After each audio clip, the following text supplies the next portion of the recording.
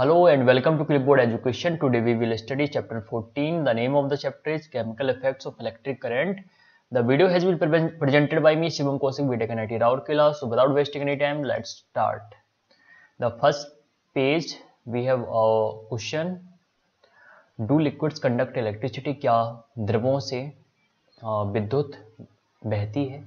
क्या electricity current जो है क्या पानी में दौड़ता है या पानी को छोड़कर क्या अन्य जो लिक्विड्स हैं दूध में या शरबत में या डिस्टिल्ड वाटर में करंट दौड़ता है कि नहीं दौड़ता है, जानेंगे। सबसे पहले यह जानने के लिए हम एक छोटा सा प्रयोग करेंगे। We will start with an experiment to answer this question. Do liquids conduct electricity? क्या जो विद्युत का प्रवाह है वो द्रवों से होता है कि नहीं होता है? उसके लिए हमें क्या करना होगा? सबसे पहले एक टेस्टर जानते हैं। टेस्टर है क्या? आपने देखा होगा कि किसी सर्किट में करंट आ रहा है नहीं आ रहा है, हम जानते हैं टेस्टर की मदद से। और टेस्टर को हम स्विच में टच करके देखते हैं और यदि टेस्टर का जो अंदर का बल्ब है वो ग्लो करने लगता है तो हम समझते हैं कि सर्किट में करंट आ रहा है। और यदि हमारे पास कोई स्विच या सर्किट नहीं है तब कैसे जानेंगे टेस्टर कैसे काम कर रहा है? टेस्टर के दोनों फ्री एंड्स, बैक एंड और जो अपर एंड है, दोनों को यदि हम एक वायर से मिला दें तो अंदर का जो बल्ब है ना वो जलने लगेगा, जिससे समझ में आएगा हमें कि टेस्टर काम कर रहा है। सबसे पहले तो टेस्टर को काम करना चाहिए, ठीक है। अब ये टेस्टर का टेस्ट हो गया। अब हम जानते कैसे हैं कि लिक्विड्स में इलेक्ट्रिसिटी बहती है कि नहीं बहती है? द्रवों में विद्युत का प्रवाह होता है नहीं होता है? कुछ नहीं, एक बैटरी लीजिए, एक बल्ब कनेक्ट करिए और बैटरी का जो पॉजिटिव टर्मिनल से एक जो वायर लेके आइए उसको एक बीकर में, जिसमें एक लेमन का जूस है, पानी प्लस थोड़ा सा नींबू डाल दीजिए और बैटरी का जो पॉजिटिव एंड है उसको बीकर में टच करना है और बल्ब का भी जो एक एंड है उसको भी बीकर में टच करना है। फिर हम क्या करेंगे, देखेंगे कि बल्ब जल रहा है कि नहीं जल रहा है। तो इसमें आप पाएंगे कि हो सकता है बल्ब जल जाए यदि बैटरी पावरफुल है और पानी की मात्रा कम है, और हो सकता है कि बल्ब ना भी जले। क्यों? आगे देखते हैं। The circuit of the tester may be complete, yet the current though it may be too weak to make the bulb glow. Current बहता है पानी में, तो आंसर है कि yes, the current flows through liquids. But जो current है बहुत ज़्यादा वीक हो सकता है, इसलिए बल्ब हो सकता है ना जले।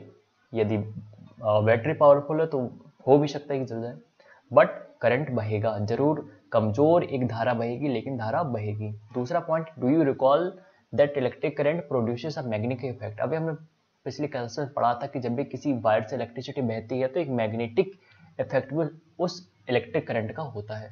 तो हम एक टेस्टर ऐसा डिजाइन कर सकते हैं जो मैग्नेटिक इफेक्ट को रीड करते हुए हमें बताए कि करंट बह रहा है किसी वायर में, नहीं बह रहा है। हम बिल्कुल डिजाइन कर सकते हैं कि सर्किट, और जिसमें हम क्या कर सकते हैं, एक मैग्नेटिक नीडल लगा सकते हैं और उसके चारों ओर वायर को लपेट के हम चेक कर सकते हैं कि यदि मैग्नेटिक नीडल एक डिस्प्लेसमेंट शो करती है तो उस वायर में करंट बह रहा है नहीं बह रहा। तो एक बहुत ही आसान है। तो हम इसमें क्वेश्चन पूछा गया है कि इलेक्ट्रिक करंट मैग्नेटिक इफेक्ट दिखाता है नहीं दिखाता है? बिल्कुल दिखाता है। और क्या हम एक ऐसी टेस्टर का निर्माण कर सकते हैं जो मैग्नेटिक इफेक्ट को रीड करके हमें बता पाए कि इलेक्ट्रिक करंट बह रहा है कि नहीं बह रहा है? बिल्कुल, हम मैग्नेटिक नीडल का प्रयोग करके एक ऐसा टेस्टर डिजाइन कर सकते हैं जो हमें बताएगा कि करंट बह रहा है कि नहीं बह रहा है। आगे है highlighted point, can we make a tester using the magnetic effect on currents? Yes, we can make a tester using the magnetic effect of current. मैंने बताया कि मैग्नेटिक नीडल का प्रयोग करते हुए सर्किट में हम मैग्नेटिक नीडल लगा देंगे और यदि करंट फ्लो हो रहा होगा सर्किट में तो डिफ्लेक्शन आएगा, नीडल डिफ्लेक्शन देगी। आगे देखते हैं, there are two wires called leads attached to an LED. LED में दो लीड्स होती हैं, इसमें जो बड़ी लीड होती है और एक छोटी लीड होती है। बड़ी लीड पॉजिटिव टर्मिनल होती है, छोटी लीड नेगेटिव टर्मिनल होती है। एलईडी का प्रयोग हम कहाँ करते हैं? सर्किट्स में करते हैं, और ताकि हमें पता चले करंट फ्लो हो रहा नहीं हो रहा। बाकी बहुत सी जगहों पर किया जाता है एलईडी का प्रयोग। और इसमें याद रखना है कि जो the longer bead of LED is the positive terminal and the smaller bead of the LED is negative terminal। और लास्ट पॉइंट इसमें क्या था कि remember that while connecting to a circuit the longer lead is always connected to the positive terminal of the battery and the shorter lead is connected to the negative terminal of the battery। बिल्कुल पता है भाई, जो लंबा है लंबा वाला जो बीड है उसको हम पॉजिटिव टर्मिनल से कनेक्ट करेंगे, शॉर्टर वाले बीड को हम नेगेटिव टर्मिनल से कनेक्ट करेंगे। आगे देखते हैं। We find that some liquids are good conductor of electricity and some are poor conductors of electricity। मतलब जितनी भी द्रव हैं सभी में विद्युत का प्रभाव होगा, किसी में बहुत अच्छे से विद्युत बहेगी और किसी में बहुत कमजोर तरीके से विद्युत बहेगी, लेकिन कंडक्टर सभी हैं। इसलिए कोई भी चीज पुअर इंसुलेटर नहीं होती है, या तो वो गुड कंडक्टर ऑफ इलेक्ट्रिसिटी होगी या पुअर कंडक्टर ऑफ इलेक्ट्रिसिटी होगी। So we know that air is a poor conductor of electricity, but we also have to read that during lightning an electric current passes through air. So I wonder if air is indeed a poor conductor under all conditions। हमें पता है कि भाई हवा में जो है ना करंट नहीं दौड़ता, लेकिन जब बिजली कड़कती है और बिजली जमीन पे गिरती है, लाइटनिंग की जब कंडीशंस होती हैं, जब आसमान में बादल होते हैं, बिजली तड़कती है और कहीं कहीं भी पेड़ों पे बिजली गिरती है, तो तब तो एयर कंडक्ट कर रही है ना इलेक्ट्रिसिटी। वो कैसे हो रहा है? ऐसा होता है कि तभी वातावरण में नमी होती है और आयनाइजिंग, आसपास की जितनी जो वहां पे ड्रॉपलेट्स हैं वो आयनाइज हो जाती हैं। So under certain circumstances air can also conduct electricity. So एक क्वेश्चन है, do other materials classified as poor conductors also allow electricity to pass under certain conditions? तो भाई आप कह रहे हो कि एयर कुछ कंडीशंस में इलेक्ट्रिसिटी को अलाउ कर देगी बहने के लिए। हवा से भी करंट दौड़ने लगेगा यदि हमें कुछ कंडीशंस हैं, कुछ परिस्थितियों में हवा भी इलेक्ट्रिसिटी कंडक्टिंग हो जाती है। तो क्या भाई कुछ बाकी जो आप इंसुलेटर मटेरियल्स कहते हो या जो पुअर कंडक्टर ऑफ मटेरियल्स कहते हो, क्या वो भी बिजली उनमें संचरित होने लगेगी, क्या उसमें बिजली बहने लगेगी यदि कुछ कंडीशंस वहां पे भी उपलब्ध करा दी जाए? यदि मानो कि क्या कभी कभी जो आपका जो प्लास्टिक है, क्या प्लास्टिक में भी हम कुछ ऐसी कंडीशंस उसके आसपास कर दें तो क्या प्लास्टिक में भी कभी करंट दौड़ने लगेगा?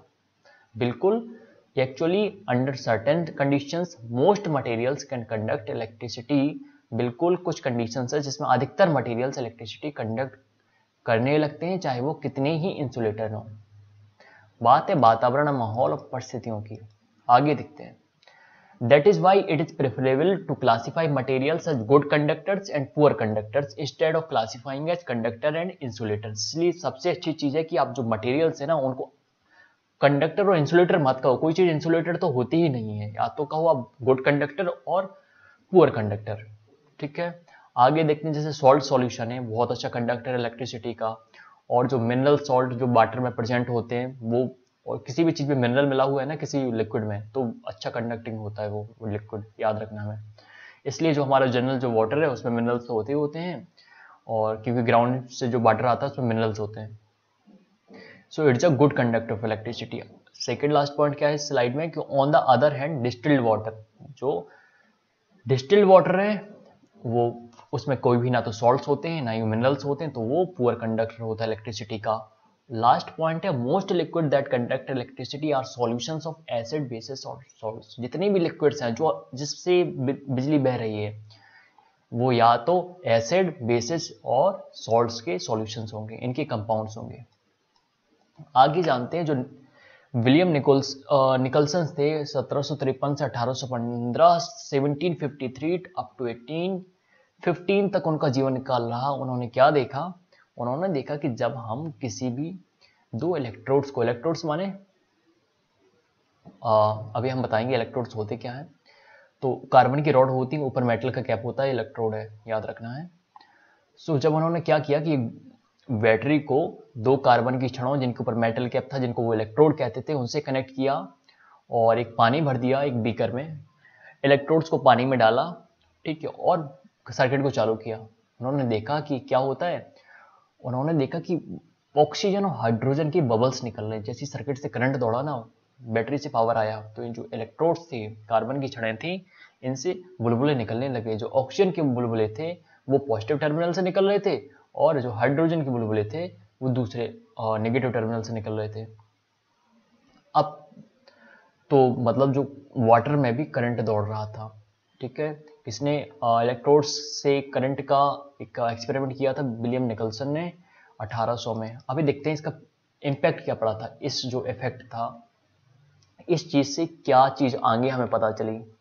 इलेक्ट्रोड से करंट बहाने का जो हमने तरीका ढूंढा, उससे क्या फायदा हुआ हमें। सेकंड लास्ट स्लाइड है इस लेक्चर की, बहुत गौर से देखेंगे। The passage of an electric current through a conducting solution causes chemical reaction. जब भी किसी एक कोई कंडक्टिंग सॉल्यूशन है, उसमें जब करंट बहेगा कुछ ना कुछ केमिकल रिएक्शंस होंगी। सबसे पहले पिछले वाले जब इलेक्ट्रोड वाले केसेस में क्या हुआ था, बुलबुले निकले थे ऑक्सीजन और हाइड्रोजन के। तो हमेशा क्या होता है, जब भी कोई सॉल्यूशन है उसमें से करंट दौड़ा रहे हो ना आप, तो बबल्स ऑफ गैस में भी प्रोड्यूस्ड, और जो सॉल्यूशन का कलर है वो चेंज हो सकता है। और क्या होता है कि जो इलेक्ट्रोड्स है ना, उनमें से हो सकता है कि पॉजिटिव टर्मिनल से जो इलेक्ट्रोड है उससे मटेरियल वो मटेरियल का उससे छोड़े, और जो नेगेटिव टर्मिनल है उस पर मटेरियल डिपॉजिट हो जाए। तो डिपॉजिट ऑफ मेटल्स में be seen on electrodes. Generally होता क्या, जो पॉजिटिव इलेक्ट्रोड होता है उससे मटेरियल निकलता है, और नेगेटिव जो भी इलेक्ट्रोड होता है उस पर मटेरियल जमा होता है। तीन चीजें होती हैं, केमिकल जो इफेक्ट्स हैं इलेक्ट्रिसिटी के, जब भी कोई करंट बहता है उसमें केमिकल इफेक्ट्स में क्या होगा, जो भी कंडक्टिंग सॉल्यूशन है उससे गैसेस की बबल्स निकलेंगे। दूसरा क्या हो सकता है, जो सॉल्यूशन का कलर है वो चेंज हो सकता है। तीसरा क्या है कि मेटल्स विस्थापित होती हैं, धातुएं विस्थापित होती हैं, एक इलेक्ट्रोड से धातु दूसरे इलेक्ट्रोड पर जमा हो सकती है।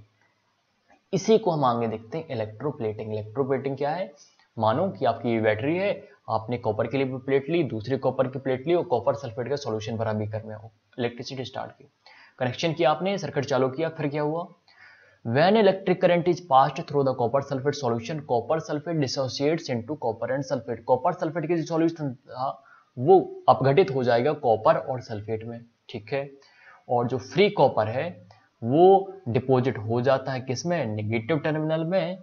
और तो भाई यदि नेगेटिव टर्मिनल में जो सॉल्यूशन कॉपर सल्फेट का था उसमें से कॉपर निकल के नेगेटिव टर्मिनल पे पहुंच गया, तो जो सॉल्यूशन बचा उसमें क्या सल्फेट ही सल्फेट बचा, नहीं। आगे देखते हैं।